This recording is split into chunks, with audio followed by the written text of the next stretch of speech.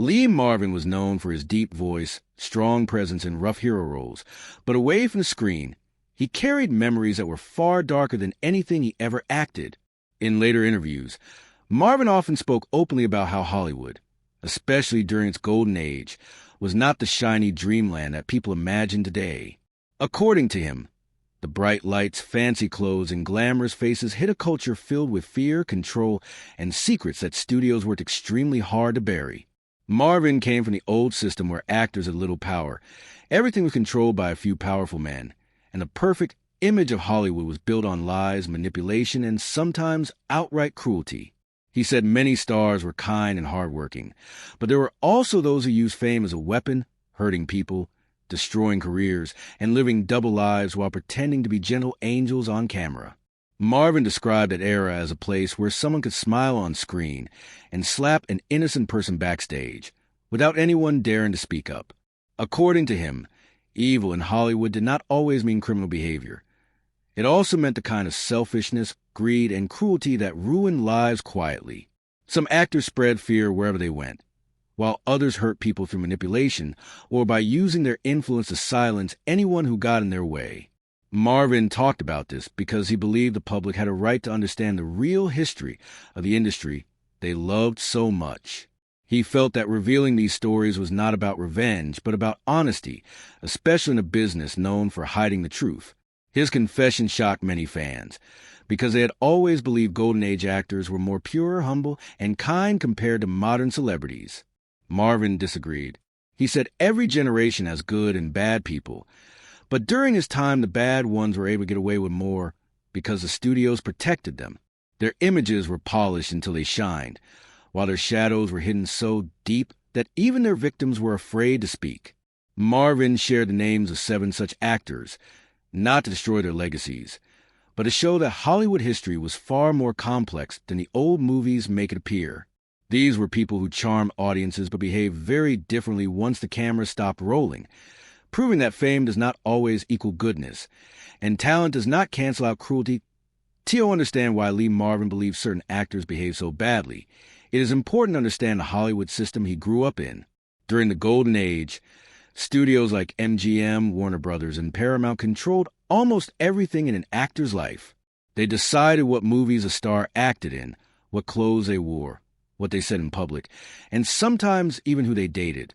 Actors were not free individuals. They were products owned by the studios. This power imbalance created the perfect environment for abusive personalities to thrive. When a star became popular, the studio protected them fiercely, not because they were good people, but because they made money. If a powerful actor hurt someone, managers covered it up. If they had violent outbursts, the press was told to stay silent. If they ruined someone's career, the studio simply rewrote the story to make them look innocent.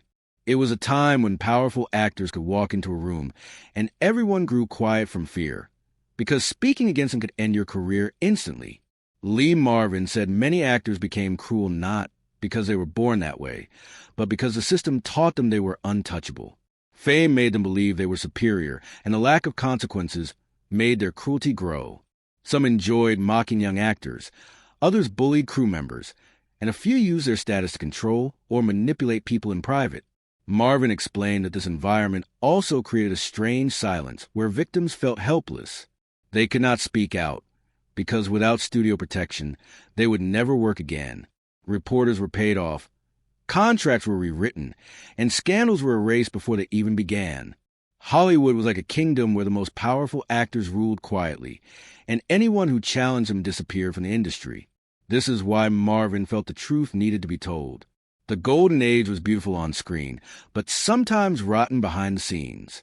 It produced many legends, but it also encouraged the worst behavior in some people, and Marvin believed the world deserved to hear about the darker side, not to destroy the past, but to learn from it and understand how fame and power can change certain individuals into people they would never dare show in public. When Lee Marvin talked about the 7 actors he considered the most evil of Hollywood's Golden Age, he made it clear he was not talking about villains in movies, but villains in real life. These were actors who smiled for the camera, but behaved in ways that left long-lasting scars on the people around them. Marvin avoided naming them publicly in many interviews, But people close to him said he described them with stories that shocked even seasoned Hollywood veterans. Some were famous for explosive tempers, known to attack crew members or break objects in violent rages whenever something did not go their way. Others were notorious for psychological cruelty, belittling new actors, stealing roles, spreading rumors, and using their influence to destroy careers simply out of jealousy or boredom. A few of them behaved like tyrants on set, demanding extreme privileges while treating their co-stars as inferior. Marvin said one actor he knew would purposely ruin scenes if a supporting actor performed better than him, just so the director would cut their best work. Another was known for pretending to be a friendly mentor, only to manipulate young actors into signing contracts that trapped them in unfair deals. Marvin explained that what made these actors evil was not just their actions, but their lack of remorse. They did not feel guilt, because they believed their fame protected them, and their victims were too weak to matter. Some even convinced themselves that their cruelty was part of being a star, as if hurting others was a normal part of the Hollywood food chain. Marvin said he saw many good actors suffer because of these seven, losing hope, confidence, or entire careers because one powerful person decided they did not like them. He believed this history mattered because people should understand that the Golden Age was not a perfect fairy tale. It produced masterpieces. But behind the scenes, many lived in fear of these seven individuals whose power went unchecked. Marvin hoped telling these stories would serve as a reminder that fame should never be used as a weapon and that success does not excuse harm. The first actor Lee Marvin talked about was someone the world once adored, a man whose handsome face could light up a movie screen and make audiences sigh with admiration. But behind that charming image lived a person Marvin described as one of the coldest souls he had ever met. Marvin said this actor had mastered the art of pretending to be kind, always greeting people with a warm smile, speaking softly during interviews, and presented himself as a gentleman who cared deeply about his fans. Yet the moment the camera stopped rolling and he was away from the public eye, that gentle mask fell off like a piece of loose paint on an old wall. Marvin remembered how this man would walk on the set, scan the room in silence, and instantly judge everyone by how useful they were to him. If someone could help him climb higher, he acted friendly, almost flattering. But if a person had nothing to offer, he ignored them completely or worse, treated them as if they were invisible. Marvin said crew members feared him because he would lash out unexpectedly, sometimes yelling so loudly that the entire studio could hear him, other times whispering cutting insults that left people shaken for days. He was the kind of person who enjoyed watching others struggle, using his power to make grown adults feel small and helpless. Marvin once witnessed him forcing a young extra to redo a simple walking scene more than 20 times, not because she did anything wrong, but because he wanted to teach her place, as he put it. Nobody dared stop him because he was a major star, protected by a powerful studio that valued his box office success more than the well-being of those around him. Marvin said the cruelest thing about this actor was his ability to switch personalities instantly. One moment he would explode in fury, throwing props or slamming doors so hard that they nearly broke. The next moment he could smile sweetly for a visitor and act like a perfect gentleman. This dual nature made him unpredictable, and that unpredictability made him dangerous. Marvin believed he enjoyed the feeling of control, the thrill of being able to change the entire atmosphere of a room with a single look. He called him a smiling storm, a man who hid his lightning behind a pleasant mask until he chose to strike. Marvin said he never understood how someone could be loved by millions, and yet so deeply disliked by almost everyone who worked with him. He remembered nights when crew members gathered in small groups after filming, speaking in hushed voices, sharing stories of how this actor had made them cry, embarrassed them, or threatened their jobs. Some people stayed silent out of fear, while others simply left the industry altogether because they could no longer handle his cruelty. According to Marvin, the strangest and most unsettling part was that this actor felt proud of the damage he caused. He bragged privately about making people nervous, about being able to crush someone's confidence with just a few words, and about how nobody could stop him because the studio needed him too much. Marvin said that when he looked into this actor's eyes, he saw a void, no warmth, no empathy, just an empty hunger for control. On screen, he looked like a hero, a romantic lead, a noble figure. Off-screen, he was someone who treated kindness like a weakness and compassion like a joke. For Marvin, this man represented the worst side of Hollywood's golden age, a place where a beautiful face could hide a dark heart, and where true evil often smiled the brightest. The second actor Lee Marvin spoke about was very different from the first. While the first man was loud, explosive, and openly cruel, this one was a quiet kind of dangerous. The type who never raised his voice, never threw things, and never insulted anyone directly. Instead, Marvin said his power came from silence, secrets, and a talent for moving pieces around like a master chess player. On set, he always appeared calm, polite, and professional. He rarely argued, rarely demanded attention, and rarely showed anger. Many people thought he was one of the nicest stars in Hollywood because he behaved so gently and spoke so softly. But Marvin revealed that this soft-spoken charm was only a disguise for a far more manipulative nature. He explained that this actor had an unusual ability to observe people quietly, studying their weaknesses the way a hunter studies the movements of its prey. He listened more than he talked, gathering information little by little. If an actor was insecure about their looks, he noticed it. If a director had family troubles, he learned about them. If a crew member needed money desperately, he found out. Then, when the perfect moment came, he used that information. Never publicly, never loudly, but always in ways that benefited him and harmed others. Marvin said the man's specialty was destroying careers without leaving any fingerprints behind. He would pretend to support a fellow actor, praising them in front of the cameras and patting them on the back during interviews. But behind closed doors, he whispered damaging things to producers. He would say, "I'm worried they're too unstable," or "I heard they're difficult to work with," or "I don't think they're ready for bigger roles." The studio trusted him because he seemed honest and level-headed. What they didn't realize was that he was planting seeds of doubt. Soon, those actors stopped getting auditions, stopped receiving offers, and eventually faded out of Hollywood completely. Meanwhile, he quietly took the roles that had originally been meant for them. Marvin said he watched this pattern repeat over and over. A young actor would rise, shine brightly for a moment, then mysteriously fall just as the silent manipulator stepped into their place. According to Marvin, what made him especially frightening was his ability to pretend innocence. If anyone ever confronted him, though few dared, he acted confused and hurt, claiming he would never speak badly of anyone. His wide eyes and gentle voice made people believe him. Even those who suspected him could never prove anything, because every scheme he created happened through whispers, private meetings, or well-timed rumors delivered by others who didn't even realize they were being used. Marvin said this actor was like a spider weaving an invisible web across the studio. Once someone stepped into it, they couldn't escape. Even though they rarely realized he was the one who trapped them, many blamed bad luck, personal mistakes, or changing trends for their downfall, never realizing that someone behind the scenes had pulled the strings of their fate. Marvin experienced this man's manipulation firsthand. He recalled a time when he and the actor competed for the same role. Marvin believed everything went smoothly until a producer quietly mentioned he had some concerns about Marvin's temperament, something he had never heard before and knew wasn't true. After asking around, Marvin discovered the rumor had come from a place he hadn't expected, from the soft-spoken actor who always smiled politely at him. That was the moment Marvin realized the man wasn't just clever, he was dangerous.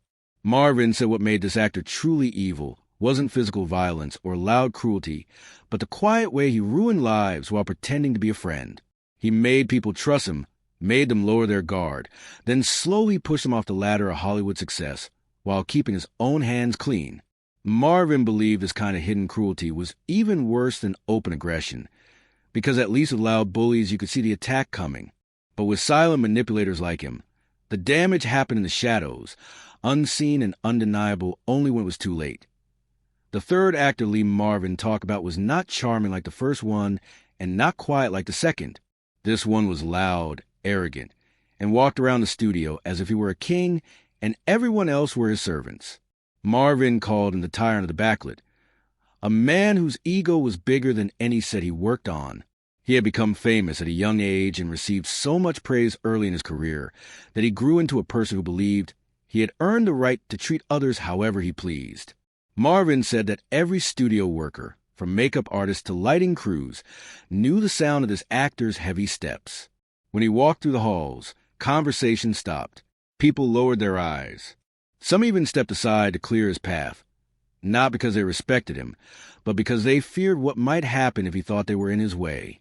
Marvin remembered that even directors, who were supposed to be the ones in charge, struggled to control him. If a director asked him to change something in a scene, he argued. If they insisted, he walked off set and refused to return until a producer personally apologized or rewrote the scene to his liking. What made this actor especially hard to deal with was his belief that he deserved special treatment in every possible situation. He demanded that his chair be larger and more comfortable than anyone else's. He insisted that the air conditioning on set be adjusted only to preferred temperature. He expected crew members to carry his belongings, open his car door, bring him drinks, and even follow him around with umbrellas when the sun was too bright. If anyone dared say no or acted too slowly, he shouted insults loud enough for the entire studio to hear. But Marvin said the worst part wasn't the shouting. Many actors had tempers. The real problem was the way he treated people he considered beneath him. He mocked extras openly, calling them background furniture. He humiliated stuntmen by claiming he didn't need them because he was too good for danger, even though he was terrified of doing his own stunts. He berated hairstylists for the smallest mistakes, sometimes firing them mid-scene and forcing the studio to find replacements on the spot. Marvin witnessed him make a young assistant cry simply because she brought him the wrong brand of soda, which he threw against the wall before storming off the set. Marvin recalled one moment that showed the actor's true nature.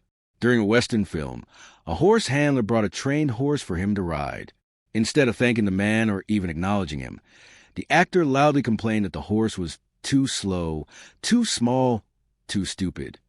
When the handler tried to explain that the horse was chosen for safety reasons, the actor yelled, "Do you know who I am?" and demanded they bring a different one immediately. When the handler hesitated, knowing the other horse wasn't ready, the actor pushed him aside, climbed onto the unprepared horse, and tried to ride it himself. The horse panicked, bucked him off, and he fell into the dirt. Instead of admitting his mistake, he blamed the handler and threatened to have him fired. Marvin said the entire crew saw what really happened, but nobody dared defend the handler because they knew this actor had the power to ruin their jobs too. He was also known for ruining entire scenes just to prove a point. If he didn't like a co-star or felt they were receiving too much praise, he intentionally delivered his lines in a dull, lifeless way, forcing the director to reshoot the scene again and again. Sometimes he pretended to forget his lines, even though Marvin knew he had memorized them perfectly, all because he wanted to frustrate the director or force the crew to spend extra hours working. Marvin called this behavior cruelty through inconvenience, where the actor didn't hurt people physically but made their lives miserable by wasting time, energy, and patience. The strangest part, Marvin said, was how this actor convinced himself that everyone secretly admired him. In reality, most people prayed they would never work with him again.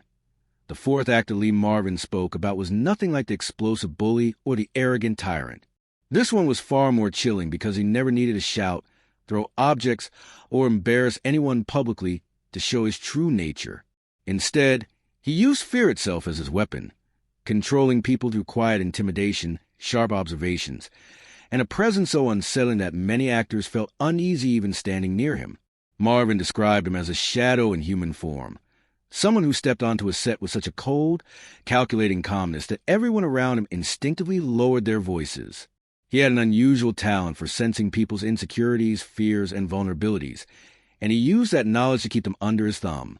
While others created chaos through noise or tantrums, this actor created through silence, long, uncomfortable silences that made people question themselves, doubt their decisions, and eventually bend his will without him ever having to raise a finger.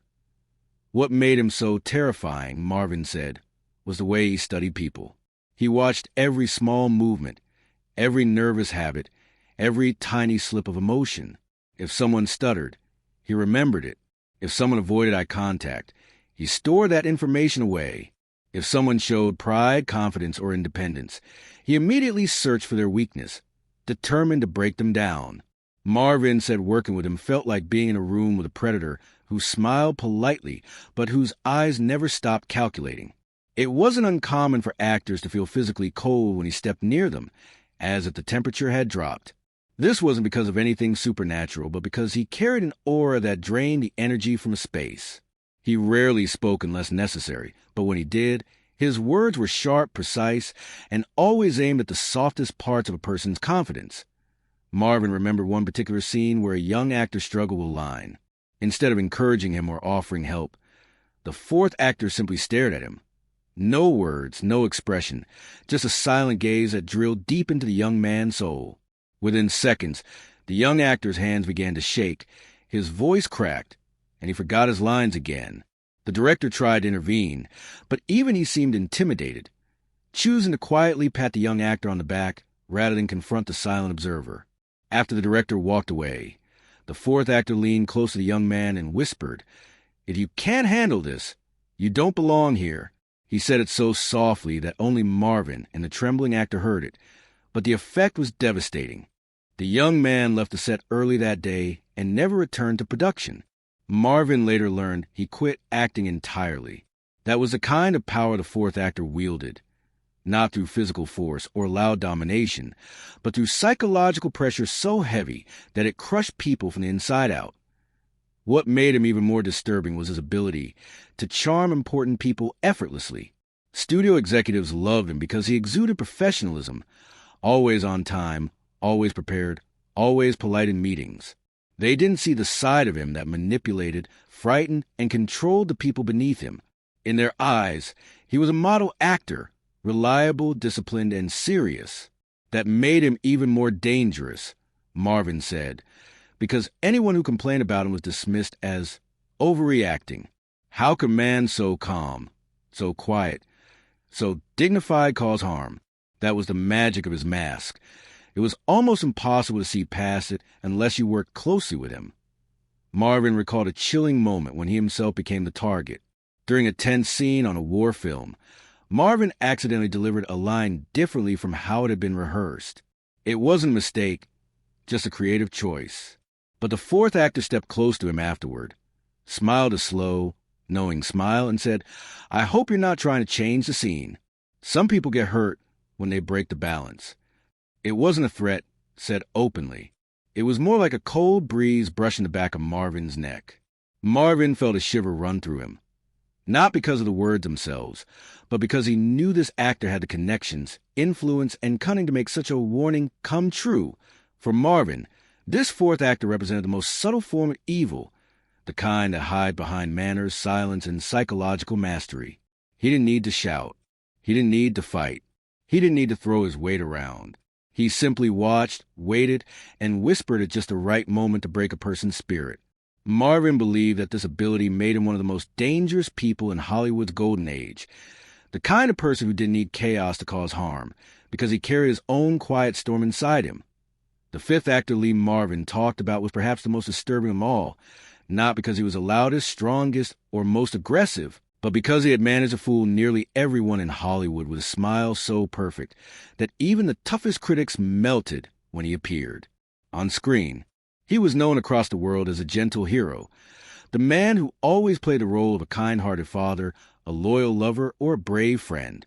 His fans adored him, believing he represented everything good: honesty, warmth, generosity, and charm. But Marvin said that behind this flawless public image existed a monster, so carefully hidden that only a few people ever saw his true face, and those who did wish they never had.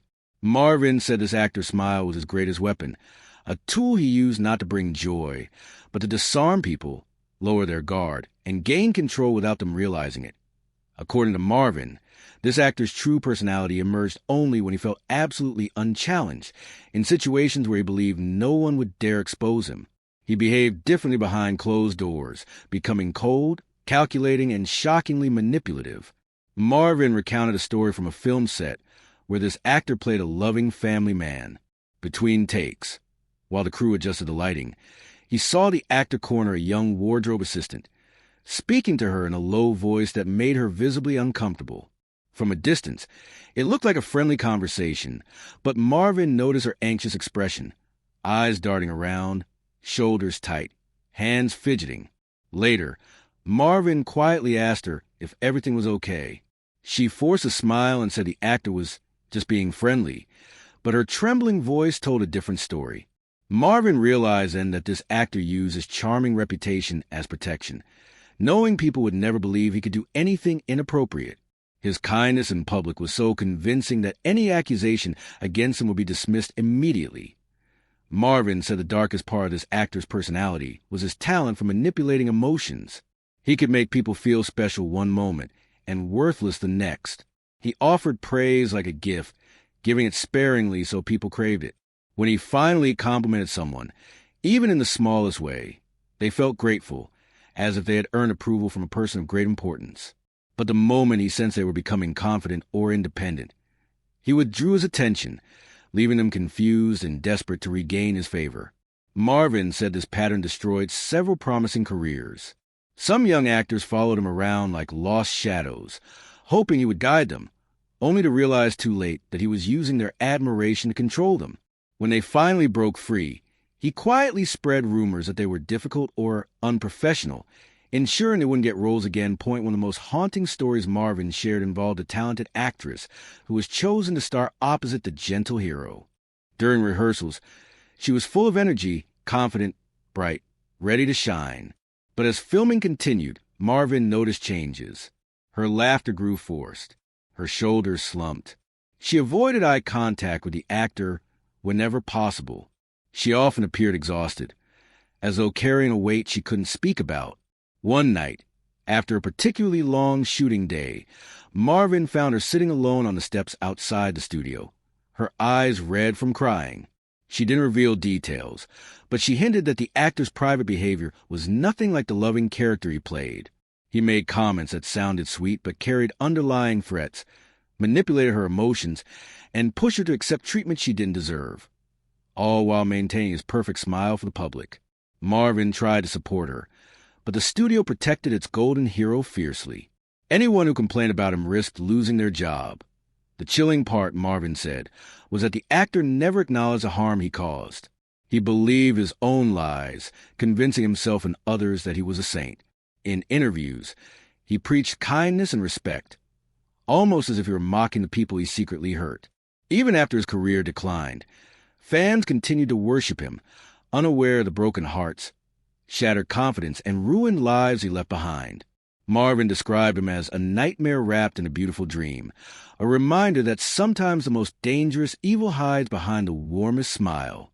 As time moved forward, more stories began to appear about Carol Burnett's private world, and people slowly realized that the happy woman they saw on screen was carrying a very heavy weight behind the curtain.